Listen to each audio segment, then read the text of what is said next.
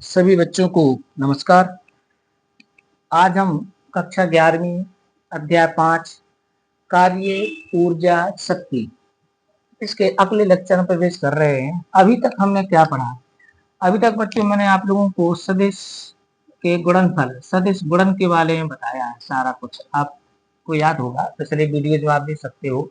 हमने दो प्रकार के गुणन पढ़े इसमें, सदिश गुणन और अदिश गुणन, माने डॉट प्रोडक्ट और क्रॉस प्रोडक्ट। उसको पूरा डिटेल में समझाया अपन ने कि कैसे करते हैं, एकांक सदिशों का कैसे करते हैं, और कहीं सूत्रों में प्रयोग करना है तो कैसे करते हैं, आदि आदि। अदिश गुणा का सूत्र हमने पढ़ा है A dot B equal to, अपन ने पढ़ा है A dot B equal to A B cos theta, A B cos theta. और क्रॉस को पढ़ा है A cross B equal to A B sine theta into sine theta N cap. ये हम लोगों ने अदिश गुणा सदिश गुणा इसके पूरा डिटेल और स्पेशल केसेस के बारे में पिछले इसमें पढ़ा हुआ है, ठीक है ना। आज हम यहाँ पर स्टार्ट करेंगे इस अध्याय में कार्य के बारे में। कार्य क्या होता है, ठीक है ना, कार्य। तो बच्चों ये पहली चीज हमारी इस अध्याय की है वो कार्य है। आज हम इसके बारे में पूरा डिटेल आपको बताएंगे। इसके लिए हमें डॉट प्रोडक्ट की जरूरत पड़ी थी, इसलिए हमने पहले वो पढ़ा, ठीक। कार्य तो कार्य होना कब माना जाता है फिजिक्स में? बच्चों विज्ञान की भाषा में कार्य होना तभी माना जाता है जब बल लगाने से वस्तु में विस्थापन उत्पन्न हो। अगर बल लगाने से विस्थापन उत्पन्न होता है तब हम कहते हैं कि कार्य किया गया है। अर्थात कार्य का सही डेफिनेशन यहाँ पर आती है, कार्य बराबर होता है बल गुणित बल की दिशा में उत्पन्न विस्थापन। बल की दिशा में उत्पन्न विस्थापन, ये हमारे पास कार्य का सूत्र होता है। तो कार्य बराबर क्या होता है? कार्य बराबर होता है बल गुणित बल की दिशा में उत्पन्न विस्थापन। याद करना, सिर्फ इतना लिखना ठीक नहीं है कि बल गुणित विस्थापन, ये ठीक नहीं है। अब विस्थापन बल की दिशा में होगा वो हमें चाहिए पड़ता है। तो कार्य बराबर होता है बल गुणित बल की दिशा में उत्पन्न विस्थापन। ये हमारे पास कार्य की डेफिनेशन है। तो आपसे पूछा जाए कार्य किसे कहते हैं, तो अपन बोलेंगे यदि बल लगाने से किसी वस्तु में विस्थापन उत्पन्न होता है तब आरोपित बल और बल की दिशा में उत्पन्न विस्थापन के गुणनफल को कार्य कहते हैं। क्या बोल की डेफिनेशन बच्चों फिर से सुन लीजिए। आपको प्रश्न आया कार्य से आप क्या समझते हैं, तो अपन क्या बोलेंगे, यदि बल लगाने से किसी वस्तु में विस्थापन उत्पन्न होता है तब आरोपित बल और उत्पन्न बल की दिशा में उत्पन्न विस्थापन के गुणनफल को कार्य कहते हैं, ठीक। इसे प्राय का W से प्रदर्शित करते हैं तो W बराबर हो जाएगा F गुणित D। अगर मैं W को बल को मैं F मानूं परिमाण और इसको D मानूं तो हमारे पास आ जाएगा F गुणित D, ठीक है ना। तो ये तो बात हुई कि अगर बल विस्थापन की दिशा में है। यदि बल विस्थापन की दिशा में ना हो, जैसे मान लीजिए ये कोई ब्लॉक रखा हुआ है, इस पर मैंने मान लीजिए इस तरफ बल लगाया और विस्थापन इसमें इस तरफ हो गया, तो यहाँ बल और विस्थापन के बीच में कोई कोण बन रहा है, वो मान लीजिए थीटा है। तो यहाँ पर बल और विस्थापन एक ही दिशा में नहीं है। बात समझ में आ रही ना, एक ही दिशा में नहीं है। ऐसी स्थिति में क्या होगा, यदि बल और विस्थापन एक ही दिशा में ना हो, यदि बल व विस्थापन एक दिशा में ना हो, एक दिशा में ना हो, तब कार्य कैसे निकालेंगे? तब कार्य कैसे निकालेंगे? तब कार्य कैसे निकलेगा, ध्यान देना, बल और विस्थापन। तो ऐसी स्थिति में हम बल का विस्थापन की दिशा में या विस्थापन का बल की दिशा में घटक निकालेंगे। घटक जैसे मैं आपसे पूछूं कि F का D की दिशा में घटक क्या होगा, F cos थीटा होगा। अगर मैं बोलूं D का F की दिशा में घटक क्या होगा, D cos थीटा होगा। ये हम पढ़ चुके ना सदिशों के वियोजन में। तो F का D की दिशा विस्थापन की दिशा में घटक होगा यहाँ पर F cos थीटा, या D का F की दिशा में घटक क्या होगा, D cos थीटा। तो ऐसी स्थिति में जो कार्य होता है, कार्य होता है कैसा होता है, बल गुणित बल की दिशा में विस्थापन का घटक, आरोपित बल गुणित बल की दिशा में विस्थापन का घटक। माने ऐसी स्थिति में कार्य होता है बल गुणित बल की दिशा में, बल की दिशा में विस्थापन का घटक, विस्थापन का घटक। या आप ऐसा भी कह सकते हो विस्थापन गुणित विस्थापन की दिशा में बल का घटक। तो ये क्या आएगा, F गुणित बल की दिशा में विस्थापन घटक क्या है, D cos थीटा है। तो ऐसी स्थिति में कार्य का सूत्र बन जाएगा F D cos theta. Clear है बच्चों? F D cos theta. ये सूत्र कब लगेगा हमारा? ये वाला सूत्र कब लगेगा हमारा? W equal to F D cos theta. जब बल और विस्थापन एक ही दिशा में ना हो तब सूत्र होता है W equal to F D cos theta. ये वाला लगेगा, थीटा की वैल्यू मिलेगी आपको क्योंकि उस समय। और अगर बल और विस्थापन एक ही दिशा में तब ये वाला लगाएंगे W equal to F into D.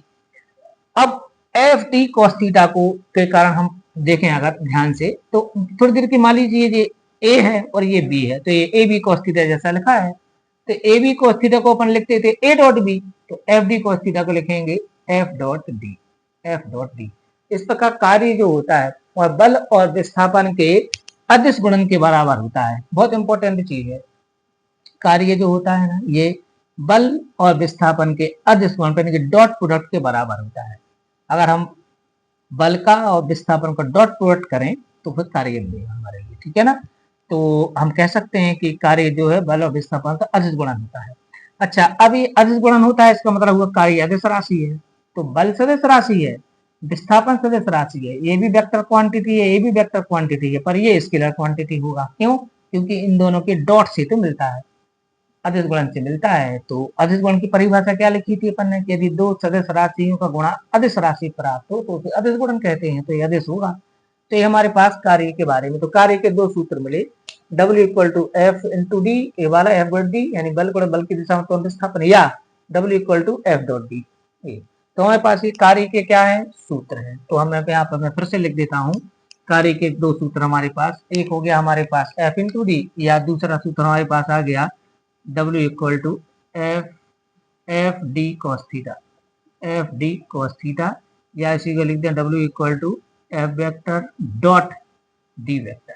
ठीक है ना, ये ठीक है ना, ये। अब आता है हमारे पास इसके मात्रक। तो बल का मात्रक क्या होता है? न्यूटन होता है। इसका मात्रक न्यूटन होता है। तो कार्य का मात्रक होता है न्यूटन मीटर। ऐसा ही मात्रक, न्यूटन मीटर को बोलते हैं अपन जूल, इसको अपन जूल बोलते हैं, जे इसका संकेत हो जाएगा जूल। तो कार्य का ऐसा ही मात्रक जूल होता है। ठीक है बच्चों, फिर से सुन लीजिए, बल का मात्रक होता है न्यूटन, ऐसा ही मात्रक, और कार्य का विस्थापन का ऐसा ही मात्रक होता है मीटर। तो न्यूटन मीटर, तो न्यूटन मीटर से मिलाकर इसको बोलते हैं जूल। तो कार्य का जो ऐसा ही मात्रक है वो जूल होता है। अब अगर मैं इसका सीजीएस मात्रक ले लूं तो होता है डाइन, और इसका होता है सेंटीमीटर। तो डाइन सेंटीमीटर को मिलाकर बोलते हैं अर्ग। तो कार्य का ये कहलाता है सीजीएस मात्रक, ये कहलाता है कार्य का ऐसा ही मात्रक। ठीक, तो कार्य का सीजीएस मात्रक होता है अर्ग, यानी डाइन सेंटीमीटर को अर्ग बोलते हैं, और कार्य का ऐसा ही मात्रक होता है जूल। तो न्यूटन मीटर को जूल बोलते हैं। अब ये रिलेशन याद कर लेना, एक जूल बराबर होता है 10⁻⁷ अर्ग। AURG अर्ग। तो ये हमारे पास इसका रिलेशन हो गया। अब सीधा लिख दूं इसके लिए, तो एक जूल बराबर 10⁻⁷ अर्ग होता है, ये आपको ध्यान रखना है। ठीक है ना, रिलेशन है। एक जूल मतलब आपसे कोई पूछे कार्य के ऐसा ही मात्रक और सीएस मात्रक संबंध लिखिए, तो क्या लिखना है?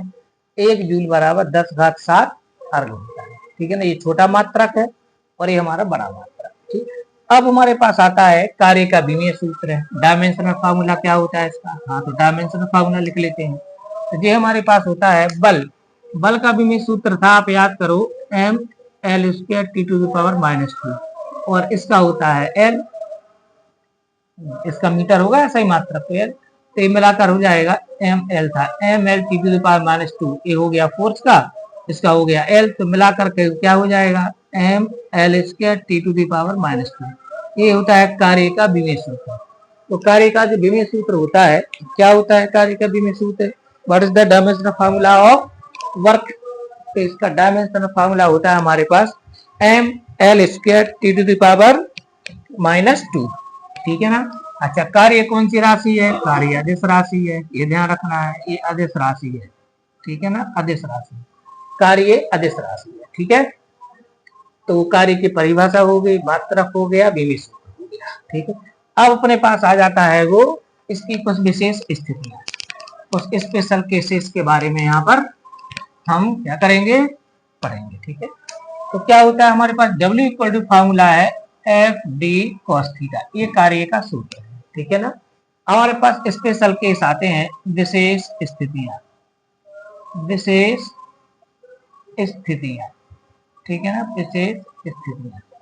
तो पहला है, यदि मान लीजिए थीटा की वैल्यू 0 है, देन कॉस 0 की वैल्यू 1 हो जाएगी हमारे पास। तब तब हमारे पास W की वैल्यू आ जाएगी F इंटू डी बस ओनली। तो पहली बार वही कंडीशन आ गई। जीरो एंगल का मतलब क्या हुआ, जीरो एंगल कब बनता है, जब दोनों सदस्य एक ही दिशा में काम कर रहे हो। यानी कि बल और विस्थापन अगर एक ही दिशा में है तो कार्य का मान इस समय अधिकतम होता है, मैक्सिमम होता है, मैक्सिमम कार्य है, और ये बल और विस्थापन के गुणनफल के बराबर होता है। ठीक है ना, तो आपको याद करना है कि यदि बल और विस्थापन एक ही दिशा में हो तो कार्य की वैल्यू अधिकतम होती है इस समय, और कितनी होती है, F into D. Second case आपको याद करना है, यदि थीटा इक्वल टू 90, बड़ा स्पेशल केस है, तब cos 90 की वैल्यू तो 0 होती है ना, 0 होती है। In this case W equal to आ जाएगा 0, तब W की वैल्यू 0 आएगी। बस समझ में आई, आ गई होगी। तो यदि cos थीटा, थीटा की वैल्यू 90 है, 90 का मतलब क्या हुआ कि बल और विस्थापन लंबवत है, मतलब फोर्स ऐसे काम कर रहा है और डिस्प्लेसमेंट ऐसे हो रहा है, ये फोर्स का डायरेक्शन है, डिस्प्लेसमेंट का डायरेक्शन ऐसा है। यदि बल और विस्थापन परस्पर लंबवत हो तो कार्य 0 होता है। ये बहुत इंपॉर्टेंट है, मैं डबल स्टार बना देता हूँ उस पर, डबल स्टार। तो ध्यान रखना है, यदि बल और विस्थापन परस्पर लंबवत हो, एफ और डी के बीच में अगर 90 का एंगल बने, सही कर लो, बल और विस्थापन परस्पर कैसे हो, लंबवत हो, तब कार्य की वैल्यू 0 होती है। ये आपको ध्यान रखना है, बहुत अच्छे से ध्यान रखना है। कार्य 0 कब होता है, यदि बल और विस्थापन परस्पर लंबवत हो। तो यहीं पर ये पूछा जाता है, अभिकेंद्रीय बल द्वारा किया गया कार्य शून्य होता है। क्यों होता है, क्योंकि अभिकेंद्रीय बल की दिशा केंद्र की ओर होती है और विस्थापन की दिशा स्पर्श रेखा का निर्देश होती है, और हम जानते हैं त्रिज्या स्पर्श रेखा के स्पर्श बिंदु पर लंब होती है। यानी कि वृत्तीय गति में अभिकेंद्रीय बल विस्थापन के लंबवत होता है, इसलिए अभिकेंद्रीय बल द्वारा वस्तु पर किया गया कार्य 0 होता है। अगर कोई कुली आपका सामान लेकर के घर तक आता है तो ग्रेविटी के अगेंस्ट, गुरुत्वीय बल के विरुद्ध उसके द्वारा किया गया कार्य 0 होगा, क्योंकि ग्रेविटी सेंटर की ओर, नीचे की ओर काम करेगी और वो सामने की ओर चलेगा, तो दोनों के बीच का एंगल 90 होगा, तो कुली द्वारा किया गया कार्य 0 माना जाएगा। ठीक है, बहुत बढ़िया है। अब आते अपने पास तीसरा केस, यदि थीटा की वैल्यू 180 हो। अब ये लिख रहे हैं पर यहाँ बहुत कुछ बताना है। तब cos 180 की वैल्यू बच्चों -1 होती है, हम जानते हैं। तब जो W है, W की वैल्यू हो जाएगी -70, ये हो जाएगी -70 हो जाएगी, माइनस में आ जाएगा। ठीक है ना, तो अपन क्या बोलेंगे, यदि बल और विस्थापन विपरीत दिशा में हो, 180 का एंगल क्या बनेगा, जब विपरीत हो। मान लो विस्थापन, बल F की दिशा ये है, इस तरफ हो, विस्थापन हो रहा है इस तरफ, तो एक अपोजिट डायरेक्शन हो गया, एक दूसरे के अपोजिट हो गया, ये कंडीशन है, तो इनके बीच का एंगल जो है वो 180 होगा, 180 होगा। ठीक है, तो यदि बल और विस्थापन परस्पर विपरीत दिशाओं में हो तब किया गया कार्य नेगेटिव हो जाता है, ऋणात्मक कार्य। जैसे मान लीजिए आप सीढ़ियां चढ़ रहे हैं, सीढ़ियां चढ़ रहे हैं, आप जीना चढ़ के आ रहा है ऊपर, सीढ़ियां चढ़ रहे हैं, तो आप ऊपर की ओर आ रहा है और ग्रेविटी कहाँ खींच रही है, नीचे की ओर। तो जब हम सीढ़ियां चढ़ते हैं तब ग्रेविटी के अगेंस्ट किया गया कार्य 0 होता है, सॉरी नेगेटिव होता है, नेगेटिव बोल रहा है। ठीक है ना, कब, जब कोई वस्तु ऊपर की ओर फेंकी जाती है वो, तब ग्रेविटी के द्वारा उस पर किया गया कार्य 0 होता है, ग्रेविटी के द्वारा। ठीक है ना, और जब कोई वस्तु नीचे आ रही हो तब ग्रेविटी द्वारा किया गया कार्य पॉजिटिव होगा, क्योंकि एक केस आएगा, ध्यान रखना है। ठीक है ना, तो नेगेटिव कार्य, 0 कार्य क्या होता है, अधिकतम कार्य क्या होता है, न्यूनतम कार्य क्या होता है, आदि आदि के बारे में करना यहाँ पर ध्यान। अब मैं जरा धनात्मक ऋणात्मक कार्य के बारे में कुछ और स्पेशल आपको बता दूंगा ना, धनात्मक कार्य कब होगा, ऋणात्मक कार्य कब होगा। ठीक है ना, धनात्मक कार्य ध्यान देना बच्चों, धनात्मक कार्य कब होता है, धनात्मक कार्य यदि थीटा की जो वैल्यू है, यदि थीटा की जो वैल्यू है वो 0 से ग्रेटर देन और इक्वल और लेस देन 90 हो, तब कार्य धनात्मक होगा, तब कार्य धनात्मक होगा। क्यों, क्योंकि यदि थीटा की जो वैल्यू है वो 0 और 90 से जीरो के बराबर से ज्यादा था, 90 से कम है, नील कोण है। थीटा अगर क्या है, नील कोण है, तब हम जानते हैं cos थीटा की वैल्यू पॉजिटिव होती है। इन दिस केस तब cos थीटा की जो वैल्यू है वो कैसी होती है, पॉजिटिव होती है, पॉजिटिव होती है। इसकी वैल्यू पॉजिटिव होगी तो इसकी वैल्यू भी पॉजिटिव होगी, इसलिए W भी पॉजिटिव होगा। ठीक है ना। तो आपसे कोई पूछे धनात्मक कार्य से क्या आशा है, तो अपन कहेंगे यदि बल और विस्थापन के बीच न्यून कोण या 0 अंश का कोण बने। क्या बोलना है आपको बच्चों, यदि बल और विस्थापन के बीच में 0 डिग्री 0 अंश का कोण बने या न्यून कोण बने, कोई भी न्यून कोण बने, तब बल द्वारा किया गया कार्य धनात्मक होता है, तो पॉजिटिव कार्य हो गया। ठीक है ना। ऋणात्मक कार्य कब होगा, ऋणात्मक कार्य कब होगा, ऋणात्मक कार्य कब होगा, यदि थीटा की जो वैल्यू है, यदि थीटा की वैल्यू ग्रेटर देन 90 और लेस आर इक्वल 180 हो, तब W लेस देन 0 होगा, ये ध्यान रखना है। ठीक है ना। यदि बल और विस्थापन के बीच, काय के बीच में, बल और विस्थापन के बीच में अधिक कोण बने या 180 अंश का कोण बने, अधिक कोण बने, अधिक मतलब 90 से ज्यादा बने या 180 का बन जाए, तब किया गया कार्य नेगेटिव होता है, ध्यान रखना है। ठीक है ना। तो ऋणात्मक कार्य की डेफिनेशन है, काय की डेफिनेशन है, ऋणात्मक कार्य की डेफिनेशन है, देखो सही आपने बताया। ठीक है ना। तो ये अपन को ध्यान रखना है। और शून्य कार्य, अब यहाँ देखो दोनों 90 शामिल नहीं है, यहाँ पर भी 90 शामिल नहीं है, यहाँ पर भी 90 शामिल नहीं है, ये 90 से छोटा है, 90 से बड़ा, तो 90 पर क्या होगा, 90 पर कार्य 0 हो जाएगा। तो शून्य कार्य एक कंसेप्ट क्या बन जाएगा, शून्य कार्य तो क्या बोलेंगे, यदि थीटा की वैल्यू 90 है तब W की वैल्यू 0 होती है। ठीक है ना।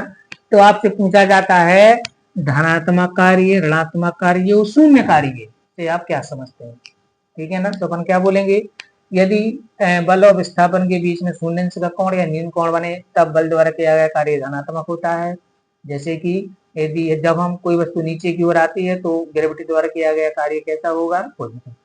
ऋणात्मक कार्य, यदि बल और विस्थापन के बीच अधिक कोण बने या 180 का कोण बने, तब बल द्वारा किया गया कार्य ऋणात्मक होगा। जैसे जब हम किसी वस्तु के ऊपर को फेंकते हैं तो ग्रेविटी द्वारा किया गया कार्य नेगेटिव होता है। शून्य कार्य, यदि बल और विस्थापन के बीच समकोण या 90 अंश का कोण बने, यानी वे दोनों परस्पर लंबवत हो, तब किया गया कार्य शून्य होता है। ठीक है ना। जैसे कि अभिकेंद्री बल द्वारा बढ़ती गति करती वस्तु पर किया गया कार्य शून्य होता है, या कोई कुली अगर सामान लेकर हमारे साथ चलता है तो ग्रेविटी के द्वारा किया गया कार्य 0 होता है। ठीक, तो ये हमारे पास धनात्मक, ऋणात्मक और शून्य कार्य हो गए।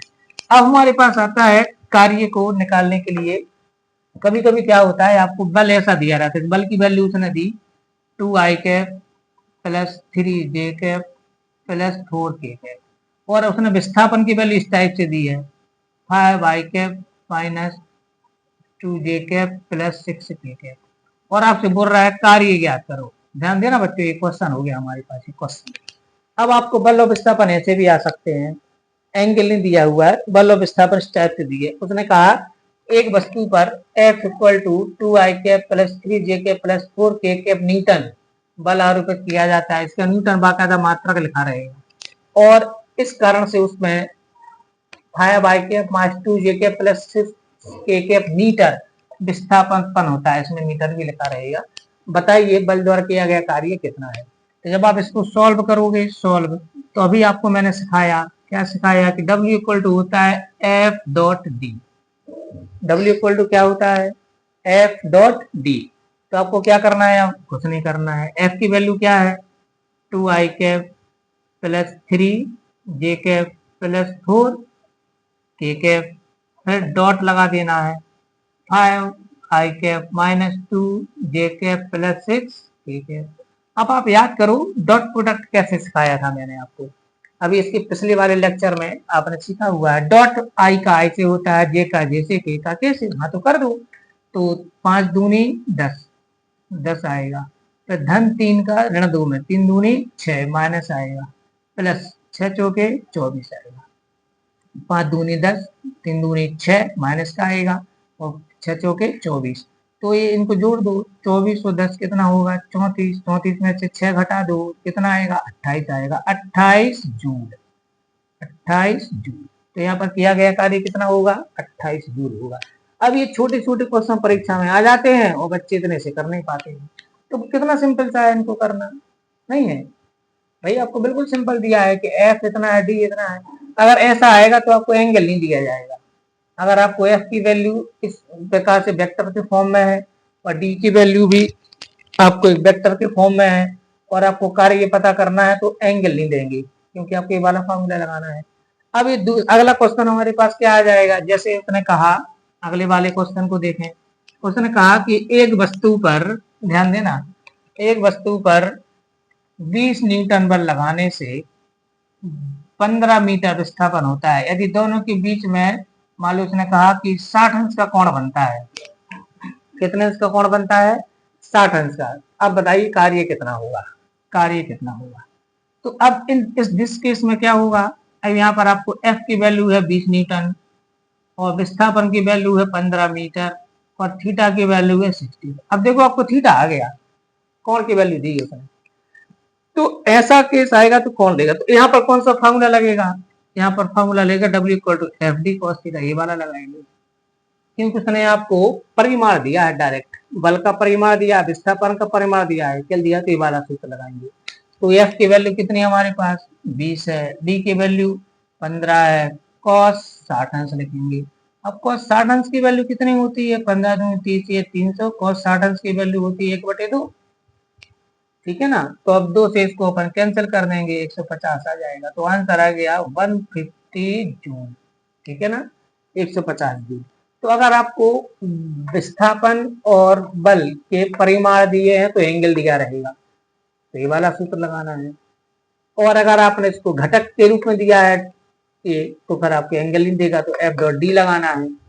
और अगर मान लो उसने एंगल ही नहीं दिया है, दिया, इसका मतलब हुआ कि वो लिखेगा कि बल लगाने से उसकी दिशा में है विस्थापन, तो एंगल नहीं देगा। क्यों, क्योंकि वो तो एक ही दिशा में है, तो जीरो लेना पड़ेगा, तो एफ डी वाला फॉर्मूला सीधा लगा देना है, ठीक है। तो ये हमारे पास कार्य के बारे में टोटल इंफॉर्मेशन हुई, आप समझ गए होंगे। मैं एक बार फिर से आप लोगों को रिवाइज करा दूं कि हमने क्या क्या यहाँ पर पढ़ लिया, ठीक है ना, क्या क्या पढ़ लिया। तो मैं आपको एक बार और बता दूं हमने क्या क्या पढ़ा आज। हमने पढ़ा कार्य की परिभाषा पढ़ी, ठीक है ना, कार्य, धनात्मक कार्य पढ़ा हमने, धनात्मक कार्य पढ़ा हमने, ठीक है ना। हमने ऋणात्मक कार्य पढ़ा, ऋणात्मक कार्य पढ़ा। हमने शून्य कार्य पढ़ा, शून्य कार्य कब होगा, ठीक है ना। हमने इसके आंकिक उदाहरण पढ़े, आंकिक उदाहरण पढ़े। इसका मात्रक पढ़ा, बीमीय सूत्र पढ़ा, ठीक है ना, और इसकी विशेष स्थितियां पढ़ी। ये इतना हमने कार्य के बाद, तो कार्य की यहाँ पर जानकारी लगभग पूर्ण हो गई है, संपूर्ण जानकारी है यहाँ पर ये इस वीडियो में कार्य के बारे में। अब एक और अपने पास आ जाता है परिवर्ती बल द्वारा किया गया कार्य, परिवर्ती बल, परिवर्ती बल द्वारा किया गया कार्य। अब भाई ये क्या बला है, परिवर्ती बल द्वारा किया गया कार्य क्या बला है, ये कैसे निकलता है, ठीक है ना। तो परिवर्ती बल द्वारा किया गया कार्य, अभी तक जो हम पढ़ते हैं, जैसे W इक्वल टू अपने पढ़ा F इंटू डी, तो F यहाँ पर अचर है, कांस्टेंट है, ठीक है ना, कितना विस्थापन होगा, क्यों। अब मान लीजिए परिवर्तित हो रहा है, कैसा परिवर्तित हो रहा है, जैसे मान लीजिए F की वैल्यू पहले 2 न्यूटन थी, फिर 3 न्यूटन हो गई, फिर 4 न्यूटन हो गई, फिर 5 न्यूटन हो गई, फिर 6 न्यूटन हो रही, इस टाइप से बदल रही है। अब आप बताओ जब आप कार्य निकालोगे तो एफ की वैल्यू क्या लोगी, है दिक्कत की नहीं है।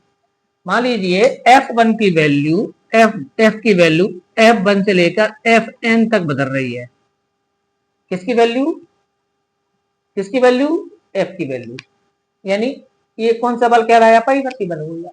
परिवर्ती बल की डेफिनेशन क्या होगी, ऐसा बल जिसका परिमाण व दिशा, परिमाण या दिशा या दोनों समय के साथ बदलते हैं, उसे परिवर्ती बल कहते हैं। क्या होगी परिवर्ती बल की डेफिनेशन बच्चों, ऐसा बल जिसका परिमाण या दिशा या दोनों समय के साथ आवर्ती रूप से बदलते हैं, तो उसे हम परिवर्ती बल कहते हैं, ठीक है ना। अब परिवर्ती बल द्वारा किया गया कार्य कैसे निकालेंगे, तो आप याद सोचिए, अगर F बदला तो D भी तो बदलेगा, जब ज्यादा बल लगेगा तो विस्थापन ज्यादा होगा, पता चला, जब बल कम लगा तो विस्थापन कम हुआ, ठीक है ना। तो F बदलेगा तो D भी बदलेगा। तो मान लीजिए किसी वस्तु पर हमने बल लगाया, बल F1 से Fn तक बदलता है और विस्थापन D1 से Dn तक बदलता है। तो विस्थापन भी बदल रहा है और बल भी बदल रहा है, तब कार्य कैसे निकालेंगे? तो कार्य निकालने के लिए क्या करोगे, इस समय कार्य टुकड़ों में निकलेगा। मतलब इस समय जो कुल कार्य होगा W1 plus W2 plus W3 plus plus plus Wn, इस टाइप से अलग अलग टुकड़ों में निकलेगा। तो यहाँ पर W1 मतलब F1 इंटू D1 हो जाएगा। मान लीजिए F1 लगाया उस समय विस्थापन D1 हुआ टुकड़ों में, तो F1 D1 हो जाएगा। जब ये F2 हो गया तब ये D2 हो गया, जब ये F3 हो गया तब ये D3 हो गया, इस टाइप से होगा। अब इन सबके जोड़ने की जो क्रिया होती है, इन सबको जोड़ना है हमारे लिए, तो जोड़ने की जो क्रिया होती है उसको हम यहाँ पर समाकलन के रूप में लिखते हैं, समाकलन के रूप में। तो इस समय जो कार्य निकालते हैं परिवर्ती बल द्वारा किया गया कार्य, तो उसका फॉर्मूला हो जाए W equal to x1 to xn f dx, ये वाला फॉर्मूला लगाते हैं यहाँ पर, ये ध्यान रखना है। परिवर्ती बल द्वारा किए गए कार्य के लिए फॉर्मूला होता है हमारे पास x1 to xn f into dx। अब ये x1 xn क्या है, मान लीजिए किसी वस्तु में x1 से लेकर के xn तक विस्थापन होता है। मान लीजिए वह है मूल बिंदु से x1 दूरी पर, मान लीजिए x अक्ष पर x1 दूरी पर रखी हुई है और मैं इसको xn तक विस्थापित किया, मैंने xn तक खिसकाया, यहाँ पर xn लिखा है, यहाँ xn लिखा है। तो ये टोटल जो विस्थापन हुआ वह x1 से xn तक हुआ। तो x1 टू xn लिमिट लेंगे और dx कहलाता है अल्प विस्थापन, f इंटू dx अल्प कार्य बोला जाता है। चलिए छोटा सा कार्य निकालेंगे छोटे से विस्थापन का, और बस उसका x1 और xn के बीच में इंटीग्रेशन कर रहे हैं। तो ध्यान रखना आप लोग, अगर परिवर्ती बल द्वारा किया गया कार्य निकालना है, परिवर्ती बल द्वारा किया गया कार्य, तो उसको हम समाकलन विधि से निकालते हैं, समाकलन विधि से। तो समाकलन करेंगे तो इसमें निश्चित समाकलन, मैंने आपको दो प्रकार के समाकलन पढ़ाए थे, निश्चित समाकलन और अनिश्चित समाकलन। हमने बताया था कि फिजिक्स में हमेशा निश्चित समाकलन का प्रयोग होगा। तो यहाँ पर x1 टू xn कहाँ से कहाँ तक विस्थापित किया, प्रथम स्थिति क्या है और फाइनल स्थिति क्या है, अंतिम स्थिति क्या है, और f dx कर देंगे, ठीक है ना। तो ये हमारे पास परिवर्ती बल द्वारा किया गया कार्य है। इस प्रकार ये जहां यूज होगा, कैसे करना है यूज, हम वहीं पर आप लोगों को इसके बारे में बता देंगे, ठीक है ना। अब यदि हम बल और विस्थापन के बीच में, बल और विस्थापन के बीच में ग्राफ खींचे, बल और विस्थापन ग्राफीय विधि से कार्य देख लेते हैं। ग्राफीय विधि से कार्य, विधि से कार्य, कभी कभी ग्राफ से भी कार्य निकालते हैं। जैसे मान लीजिए हमने बल और विस्थापन के बीच में ग्राफ खींचा, ये आपको दिया हुआ है, यहाँ पर हम बल को ले लें और यहाँ पर ले लें हम विस्थापन को, विस्थापन को, ठीक है ना। अब दोनों के बीच हम ग्राफ खींचे तो पता चला कि जो ग्राफ है वो इस टाइप से खिंच गया हमारा, इस टाइप से खिंचा ग्राफ। बल और विस्थापन कैसा भी ग्राफ हो सकता है, टेढ़ा मेढ़ा सीधा कैसा भी हो सकता है वो। तो बल और विस्थापन के बीच हमने ग्राफ खींचा, इसको बोलेंगे विस्थापन अक्ष, इसको बोलेंगे बल अक्ष। एक्स अक्ष पर विस्थापन लिया, वाई अक्ष पर बल लिया, ठीक है ना। अब ये विस्थापन कहाँ से कहाँ तक हुआ, मान लीजिए यहाँ पर लिखा हुआ है x1, यहाँ पर लिखा हुआ है x2, ठीक है ना। तो यहाँ से लेकर यहाँ तक इतना विस्थापन का है। तो यदि मैं इसका एरिया निकाल दूं, इसका एरिया, इसको मैं एरिया में नाम दे देता हूँ, मान लो यहाँ पर लिखा हुआ है ए, यहाँ पर लिखा हुआ है बी, यहाँ पर लिखा हुआ है सी, तो यहाँ पर लिखा हुआ है डी। अगर मैं इसका पूरा एरिया निकाल दूं, area A B C D A का एरिया, तो वो कार्य के बराबर होता है। यानी जो कार्य होता है, कार्य कार्य कार्य होता है बल विस्थापन वक्र और विस्थापन अक्ष के बीच घिरे क्षेत्र का क्षेत्रफल। बल विस्थापन, या मैं शॉर्टकट में देता हूं एफ डी वक्र तथा विस्थापन अक्ष के बीच, विस्थापन अक्ष के बीच का क्षेत्रफल। ये आपको याद रखना है क्या, कि जो कार्य की वैल्यू ग्राफी विधि से अगर कभी कार्य निकालना है, ग्राफी विधि से, तो ग्राफी विधि से कार्य का फार्मूला होता है कार्य बराबर बल विस्थापन वक्र तथा विस्थापन अक्ष के बीच घिरे क्षेत्र का क्षेत्रफल। इसका जो एरिया है वो काय के बराबर होता है, कार्य के बराबर होता है, और जो एरिया है वो समाकलन के बराबर होता है, ये ध्यान रखना। तो मैं इसको लिख सकता हूँ बराबर ए बी सी डी ए का क्षेत्रफल, ऐसा भी लिख सकता हूँ, ठीक है ना। तो ध्यान रखना है कि अगर आपको ग्राफीय विधि से कभी कार्य निकालना हो, ग्राफीय विधि से, तो कैसे निकालना है ग्राफीय विधि से कार्य? ग्राफ बल विस्थापन वक्र और विस्थापन अक्ष के बीच घिरे क्षेत्र का क्षेत्रफल निकाल देना है। ये आपसे विकल्प में भी पूछा जा सकता है कि कार्य की वैल्यू बल विस्थापन वक्र और विस्थापन अक्ष के बीच घिरे क्षेत्र के क्षेत्रफल के बराबर होती है, ट्रू है कि फॉल्स है। या ऐसा भी कह सकते हैं कि ग्राफीय विधि से कार्य कैसे निकालते हैं, तो अपन लिख देंगे कि बल विस्थापन वक्र और विस्थापन अक्ष के बीच घिरे क्षेत्र के क्षेत्रफल की गणना करके कार्य का मान निकालते हैं, ठीक है ना। तो आपने कार्य के बारे में सारा कुछ जान लिया। अब इसके बाद बच्चों हमारे पास आता है अगला जो चीज हमारे पास आती है वो होती है ऊर्जा। अब हम ऊर्जा के बारे में, किसके बारे में बच्चों? ऊर्जा, ऊर्जा के बारे में पढ़ेंगे। तो ऊर्जा के बारे में जो हमारा है अगला लेक्चर हम जल्दी ही आपको भेजेंगे, उसमें ऊर्जा की पूरी जानकारी होगी, पहले कार्य की, फिर ऊर्जा की, और लास्ट में क्या आएगी? शक्ति की। तो आज के लिए इतना ही काफी है। सभी के लिए नमस्कार।